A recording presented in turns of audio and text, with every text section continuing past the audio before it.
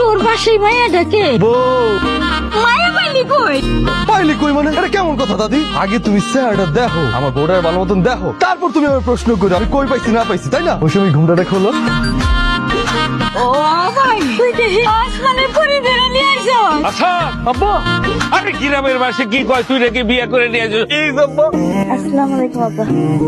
ঘটনা তো ঘটে গেছে ভাই। অবশ্যই ঘটনা ঘটে গেছে, তোর ভাবি লিপস্টিক দেয় নেই ম্যাচিং কইরা। আরে ভাই এই ঘটনা না, কালাসাদ আছে না, কালাসাদ তো বিয়া করে বউ নিয়ে আইছে, লাল টুকটুকি বউ ভাই। অসম্ভব, অত্র এলাকার একমাত্র লাল টুকটুকে বউ থাকবে আমার ঘরে। আই মিন্টু, উল্টা পাল্টা কথা বলে তোমার ভাইয়ের কান নষ্ট করতেছো কেন? একটা থাপ্পড় দিব বোধ ফালতু কথাটা। এই এলাকার একমাত্র সুন্দরী বউ হচ্ছে তোমার ভাইয়ের বউ। তুমি এই গানের মধ্যে কি লইছো? কুসুম কুসুম গরম পানি, তার মধ্যে ফুলের পাপড়ি ছিটান। নতুন বউ, হাত মুখ ধোয়ান লাগবো না? আমার জন্য এই হাত ধোয়া পানি কেন আনছে সেই কারণ কিন্তু আমি বুঝি। কি কারণে আবার? আপনি কি মনে করছেন আমার এই গায়ের রং আসল না? আমার এই গায়ের রং আসল রং। এই যে দেখেন গায়ের রং কিন্তু এক ফোঁটা উঠে নেই দাদি, এটা আসল রং।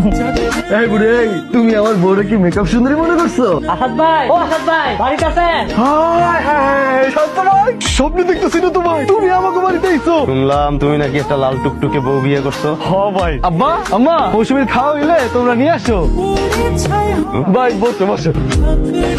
বেটা তুই চেয়ারটা সরাই ফেলাইছিস। আমিও প্রথম দেখা অজ্ঞান হয়ে গেছিলাম, এখনো সেই ঘোর কাটে নাই। আচ্ছা এটা তুই কি করলি ভাই? এটা কারে বিয়ে করে আনলেন আপনি? এটা তো মাইয়া না, এটা তো সাক্ষাৎ পরি।